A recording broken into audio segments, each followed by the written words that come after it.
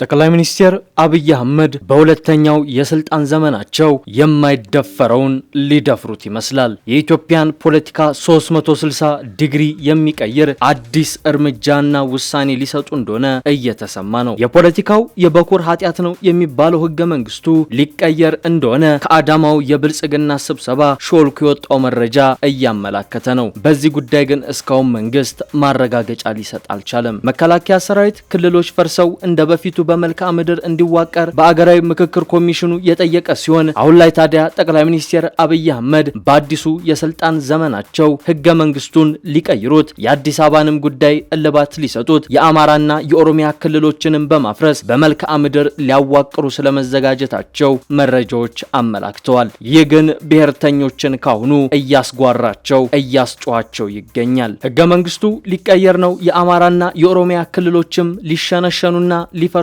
ነው፣ የአዲስ አበባና የድሬዳዋ ከተማ አስተዳደሮችም ወደ ክልልነት ሊያድጉ ነው የሚለው መረጃ ሁለት ተጻራሪ ሐሳቦችን እያስተናገዱ ነው። ህገ መንግስቱ መቀየርም መሻሻል የለበትም የሚሉት በአንድ ወገን፣ ህገ መንግስቱ ተቀዶ ካልተጣለ ኢትዮጵያ አትፈወስም የሚሉት ደግሞ በሌላ ጽንፍ ሆነው እየተሟገቱ ይገኛሉ።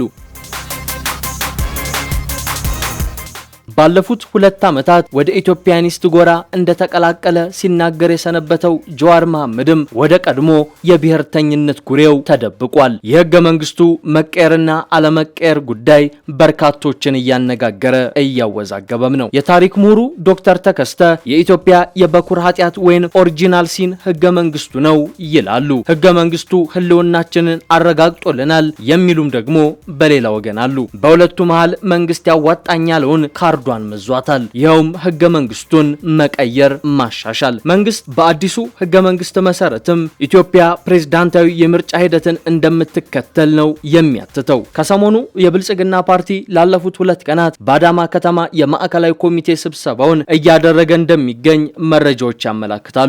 ነገር ግን ገዢው ፓርቲ ስብሰባ ስለመጀመሩ እስካሁን ድረስ በይፋ አላረጋገጠም፣ በይፋም አልተናገረም። ነገር ግን አንዳንድ ሾልከው የወጡና ያልተረጋገጡ መረጃዎች እንደሚያመላክቱት ብልጽግና በዚህ ስብሰባው ህገ መንግስቱን ለመቀየር አዲስ አበባና ድሬዳዋ ከተማ አስተዳደርን ክልል ለማድረግ የመሬት ፖሊሲን ለመቀየር መሬትን የህዝብ ለማድረግ ስርዓቱ ከፓርላሜንታዊ ወደ ፕሬዝዳንታዊ እንዲሆን መወሰኑ እየተሰማ ነው። እነዚህ ውሳኔዎችን በተመለከተ በይፋ የተረጋገጠ መረጃ ማግኘት ባይቻልም እነዚህ ውሳኔዎች እውነተኛ ከሆኑ ግን ማርሽ ቀያሪ ውሳኔዎች እንደሚሆኑ ነው የሚጠበቀው። ይህ መረጃ ከብልጽግና ስብሰባ ሾልኮ መውጣቱን ተከትሎ ታዲያ እንደ አቶ ጀዋር መሐመድ ያሉ የኦሮሞ ብሔርተኛ ፖለቲከኞች ካሁኑ ቁጣቸውን ተቃውሟቸውን እያሰሙ ነው የሚገኘው። በተለይ የኦሮሚያ ክልል ለ6 ይከፋፈላል መባሉ እንዲሁም የብሔር ፌዴራሊዝሙ ይቀየራል መባሉ እነ ጀዋር ቤት ድንጋጤን ፈጥሯል። የኢህአዴግ ግንባሮች ያረቀቁት አሁን ያለው ህገ መንግስት እጅግ አስደንጋጭ ሊባሉ የሚችሉ ሐሳቦችን ያጨቀ ነው። አቶ ልደቱ አያሌው ህገ መንግስቱን በተመለከተ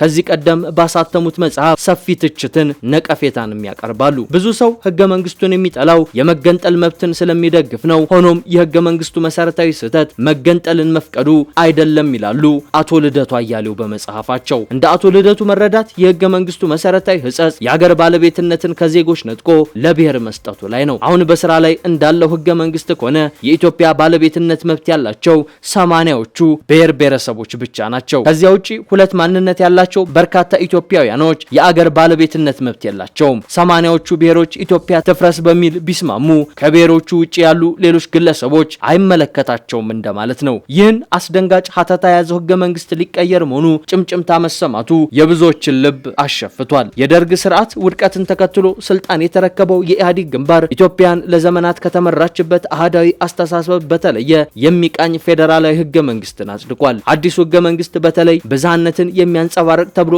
ሲነገርለት የቆየ ቢሆንም አንዳንድ የፖለቲካ አስተሳሰቦችን ያገለለና ልዩነት ላይ ያተኮረ ነው ተብሎ ይተቻል። ይህ ፌዴራላዊ ህገ መንግስት በ1987 ዓ.ም እንዲሁም በ1997 ዓ.ም 2 ማሻሻያዎች እንደተደረገበት መረጃዎች ያሳያሉ። የመጀመሪያው ስለ ግብር አከፋፈል ስርዓት የሚመለከተው አንቀጽ 98 ሲሆን ሁለተኛው ማሻሻያ ደግሞ የህዝብ ቆጠራን የሚመለከተው አንቀጽ 103 ነው። አሁን በስራ ላይ ያለው ህገ መንግስት ከመጽደቁ በፊት ከቀበሌ እስከ ወረዳ ለ2 ዓመታት ያህል ህዝባዊ ውይይትና ጉባኤ እንደተካሄደበት ቢነገርም በተለይ የአማራ ፖለቲካ ኃይሎች በዚህ ሂደት አልተሳተፍንም በማለት በተደጋጋሚ ይከሳሉ። ህገ መንግስቱ ሲረቅ አማራ አልተወከለም የሚለውም ዋነኛ መከራከሪያቸው ነው። ህገ መንግስቱ ከመጽደቁ በፊት ውይይት በሚደረግበት ወቅት ዋናው የህገ መንግስት አርቃቂ ኮሚሽን አባል የነበሩት የቀድሞ የኢትዮጵያ ፕሬዝዳንት ዶክተር ነጋሶ ጊዳዳ ግን የአማራ ብሔርተኞች በህገ መንግስቱ ሲረቅ አልተወከልንም ማለታቸውን አይቀበሉትም። በወቅቱ በርካታ የአማራ ፖለቲከኞችና ሊቃን መሳተፋቸውን ይሞግታሉ። ነገር ግን የአማራ ሊቃን አሁን በስራ ላይ ያለው ህገ መንግስት አይወክለንም በማለት ነው የሚናገሩት። በአሁኑ ወቅት እየተደረገ ባለው የምክክር ኮሚሽን አጀንዳ በርካቶች አጀንዳቸውን ሰጥተዋል። በአጀንዳነት ከቀረቡ ጉዳዮች መካከል አንዱ ህገ መንግስቱ ይሻሻል ወይንም ይቀየር የሚለው እንደሆነ ይታወቃል። አስገራሚው ነገር ይህ አጀንዳ በመንግስት በኩል መቅረቡ ነው። መንግስት አጀንዳውን ለውይይት ከማቅረብ ባለፈ ሌላ ህገ መንግስት አርቅቆ ለማዘጋጀት መወሰኑም ነው ፍንጮች የሚያሳዩት። የህገ መንግስት መሻሻል፣ የክልሎች አወቃቀር መስተካከል በእርግጥም መንግስት እንደሚባለው ውሳኔ ሰጥቶበት ከሆነ የአገሪቱን ሁለንተናዊ የፖለቲካ ስርዓትና አገራዊ ማንነት ጭምር የሚቀይር ነው። መንግስት ከዚህ ቀደም ህገ መንግስቱን ሊያሻሽል ነው፣ ፌዴራላዊ ስርዓቱንም ለመቀየር ይፈልጋል፣ እንዲሁም ከፓርላሜንታዊ ወደ ፕሬዝዳንታዊ የመንግስት ስርዓት እንዲቀየር እየሰራ ነው ሲባል ቢቆይም እስከ ሰሞንኛው መረጃ ድረስ ግን በግልጽ የወጣ የመንግስት አጀንዳ አልነበረም። ከዚህ ቀደም ጠቅላይ ሚኒስትር አብይ አህመድ ለአንድ ወገን ወይም ክልል ፍላጎት ተብሎ ህገ መንግስት ወደ ማሻሻል እንደማይገባ በመናገራቸው ምክንያት ስርዓተ መንግስቱ ላይ የቅርጽ ለውጥ የሚያስከትሉ ግዙፍ ጉዳዮችን ለማሻሻል መንግስታቸው አይሞክርም የሚል ድምዳሜ ሲሰጥ ነበር። መንግስታቸው ወደ ስልጣን ሲወጣ ከህገ መንግስት ጀምሮ ለማሻሻል ለውይይት የማይቀርብ አጀንዳ እንደማይኖር ሲገልጽ ቢቆይም በሂደት ግን ፌዴራላዊ ስርዓቱን ሊያፈርስና ህገ መንግስቱንም ሊያሻሽል እንደሆነ መነገሩ ትኩረት ሳቢ ነው። ኢትዮጵያ የምትከተለው ብሔርና ቋንቋ ተኮር ፌዴራላዊ የፖለቲካ ስርዓት አገሪቱ አሁን ለገባችበት ቀውስ ዳርጓታል የሚሉ ወገኖች ጥቂት የሚባሉ አይደሉም። በአንጻሩ ደግሞ ይህ የብሔርና የቋንቋ ተኮር ፌዴራላዊ የፖለቲካ ስርዓት እንዲኖር እንዲጸና የሚሹ በርካቶች ናቸው። ስርዓቱን ለተከለው አገዛዝ አገሪቱን ከፋፍሎ ለመግዛት አመቺ እንዲሆን ታስቦ የተተከለ ስርዓት ነው ከሚሉት ጀምሮ በዜጎችና በማህበረሰቦች መካከል የቅራኔና የቁርሾ ፖለቲካን በመጥመቅ በአጠቃላይ የአገሪቱን አንድነትና ህልውና ለአደጋ ያጋለጠ ስርዓት ነው የሚሉ ብዙ ናቸው። ከዚህ በተቃራኒ ለቆሙ ወገኖች ግን ባለፉት 30 ዓመታት የቀጠለው ይህ የፌዴራላዊ ስርዓት ለአገሪቱ መዳኛና ፈውስ የሆነ ፖለቲካ ስለመሆኑ ጎልቶ ይታያል። የአገሪቱን ብዝሃ ማንነትና ብዝሃ ባህል ስብጥር እውቅና ከመስጠት ጀምሮ በብዝሃነት ውስጥ ተቻችሎ በአንድነት ለመኖር በማስቻል ረገድ ኢትዮጵያ የመረጠችው ፌዴራላዊ ስርዓት አቻ የሌለው አማራጭ መሆኑን የሚሞግቱ አሉ። ብሔር ብሔረሰቦችና ህዝቦች ከሚሉ ጉዳዮች ተርጓሜ ጀምሮ ህገ መንግስታዊ ድንጋጌ ያገኙ አጀንዳዎች ኢትዮጵያውያንን ለግጭትና ለልዩነት ዳርጓል የሚል ተቃውሞም በተቃራኒው ይቀርባል።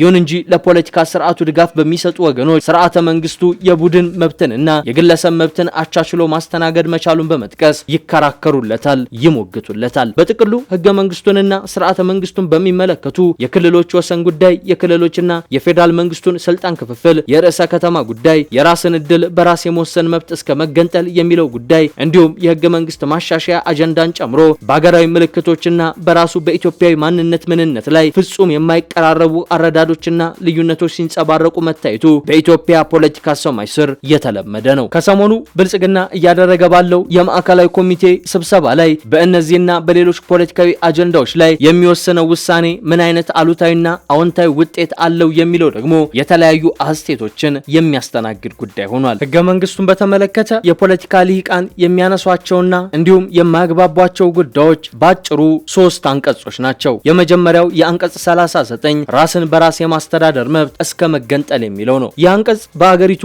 ፖለቲካ ውስጥ እጅግ አከራካሪውና ዋነኛው የፖለቲካ መከፋፈያ መስመር ነው። እስከ መገንጠል የሚለው ድንጋጌ ለሀገራዊ አንድነት አስጊ ነው፣ ብሔርተኝነትን ያበረታታል፣ እንዲሁም ለሀገሪቱ መበታተንና ግጭቶች መንስኤ ነው ብለው ስለሚያምኑ አንቀጹ እንዲሰረዝ ወይም እንዲሻሻል የሚፈልጉት በርካቶች ናቸው። ሌሎች ደግሞ እንዳይነካ የሚፈልጉ አቋም ያላቸው የፖለቲካ ኃይሎች አሉ። እንደ ኦሮሞና ሶማሌ ያሉ የብሔር ፖለቲካ ኃይሎች ይህ መብት የብዙ ዓመታት የትግል ውጤት በመሆኑ አንቀጹን ለመንካት የሚደረግ ማንኛውም ሙከራ የብሔሮችን መብት ለመጨቆንና ወደ አህዳዊ ስርዓት ለመመለስ የሚደረግ ጉዞ አድርገው ይቆጥሩታል። በዚህም በጽኑ ይቃወሙታል። ሌላው በህገ መንግስቱ ዙሪያ የሚነሳው ተቃውሞ የፌዴራሊዝም አወቃቀሩን በተመለከተ ነው። አሁን ያለው የሀገሪቱ ክልላዊ አወቃቀር በብሔርና በቋንቋ ላይ የተመሰረተ እንደሆነ ይታወቃል። የመልክዓ ምድር ፌዴራሊዝም መሆን አለበት ብለው የሚያቀነቅኑ ወገኖች አሁን ያለው የፌዴራሊዝም አወቃቀር መፈተሽና መቀየር እንዳለበት ያምናሉ። ክልሎች በቋንቋ መዋቅራቸው የኛ ክልልና የመጤዎች የሚል ልዩነት ፈጥሮ ለዘር ማጽዳትና መፈናቀል ምክንያት ሆኗልም ሲሉ ይሟገታሉ። ስለዚህ አወቃቀሩ ወደ መልክዓ ምድር ወይም ወደ ቀድሞ ክፍላት ሀገራትን መሰረት ያደረገ ወይንም ደግሞ ኢኮኖሚያዊ ምቹነትን ያማከለ እንዲሆን ይፈልጋሉ። ሌሎች ደግሞ የብሔር ፌዴራሊዝሙ እንዲጸና ይፈልጋሉ። ይህንን አቀራረብ የማንነት እውቅናን የሚነፍግና የአንድን ወገን የበላይነት ለመመለስ የሚደረግ ሴራ አድርገው ስለሚያዩት የክልሎች አወቃቀር በቋንቋ ላይ መመስረቱ እንዲቀጥል ይሟገታሉ። ከትላንት አንስቶ የምንሰማው የጀዋር መሐመድ ጩኸትም ከዚህ አንቀጽ የሚቀዳ ነው።